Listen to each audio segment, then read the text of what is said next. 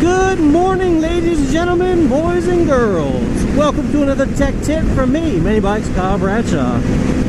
So today, cruising to work, I looked up and saw snow in the mountains up there. It's about 40 degrees right now on the commute to work, and yeah, it's a bit chilly, but we do get the privilege of riding on motorcycles year-round. There are things to be able to combat chilliness if there's no snow and ice on the ground, such as heated gear and things of that nature. But today I want to talk about winterizing your motorcycle. If you are one of those unfortunate souls who has to put your bike away for the winter, here are some key things to think about before you lay your bike down for its long winter's nap. The first thing is stabilizing your fuel. If the fuel in your tank has not been properly treated, by the time you go to ride your motorcycle in a couple months, that fuel will be bad. Now, especially here in California, there's another factor that has become prominent over the last several years, and that is fuel stabilization. Stable is a great product in order to stabilize the fuel in your tank, making sure it'll be perfect, potent, and ready to go when you're ready for your next ride.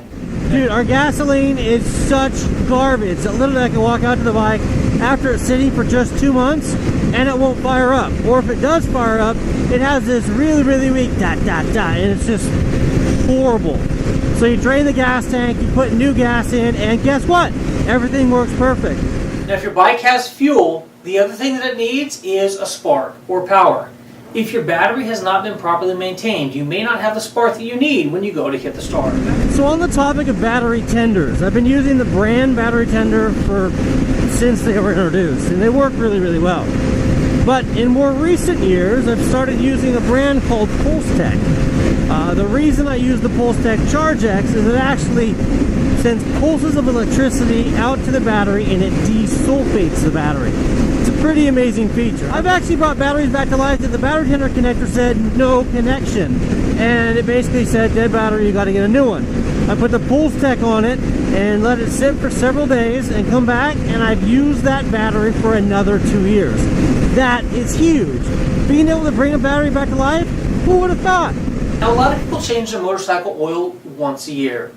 It's best to do it before you store your motorcycle. Why is that? During the riding season, you've put your motor and your motorcycle through some stresses and some strains.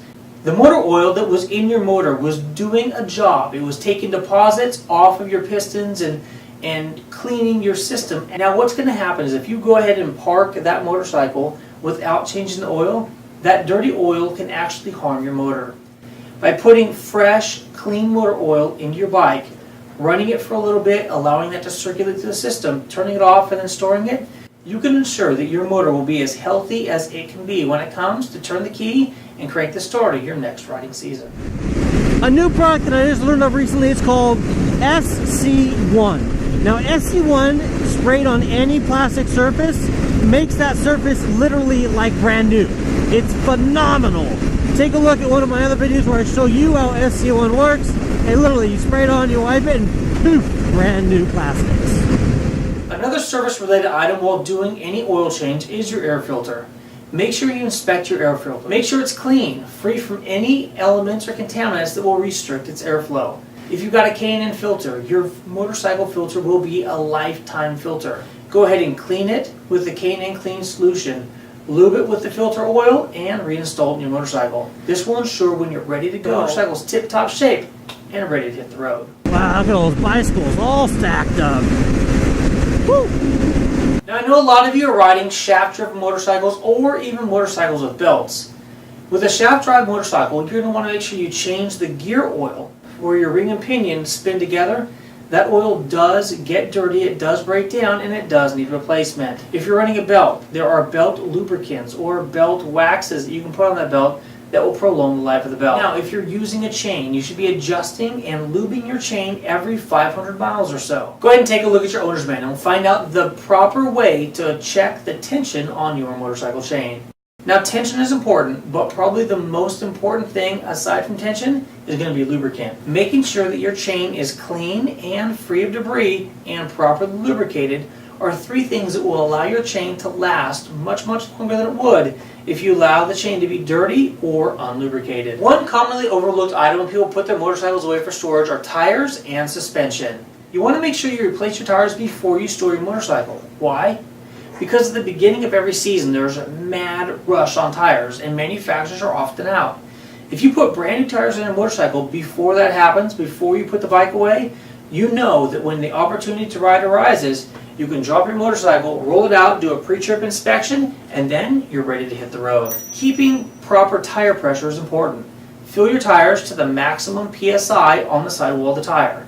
This is going to ensure that if your motorcycle sits on the ground, not on a jack stand or on the center stand, your tires are not going to become out of round. If you do have access to a jack stand or a center stand, we highly recommend you lift your motorcycle up off the ground. That's going to relieve any pressure or tension on your suspension, allowing your suspension to sit at a relaxed state. Another trick I learned just recently is taking WD-40 or some sort of protective lube like that and actually misting the entire metal part of the motorcycle. So the motor, all the fasteners, the triple clamp, all that stuff. Just put a fine mist of WD-40 or some sort of lubricant protectant like that, and that actually prevents moisture from even touching any of those metal components, therefore preventing rust. One last thing to take a look at before putting your motorcycle away is what type of cover are you using. Is it just the dust cover? Is it waterproof? And is it breathable? These are a couple of the key things to take a look at before storing your motorcycle for the winter. Alright, well that's what I've got for you today. Thanks for tuning in, thanks for joining, and I hope you enjoyed these little tips on how to best winterize your motorcycle, or at least things to think about before laying your bike down for the winter. I'm Kyle Bradshaw, Manybikes. Until next time, take care and ride safe out there.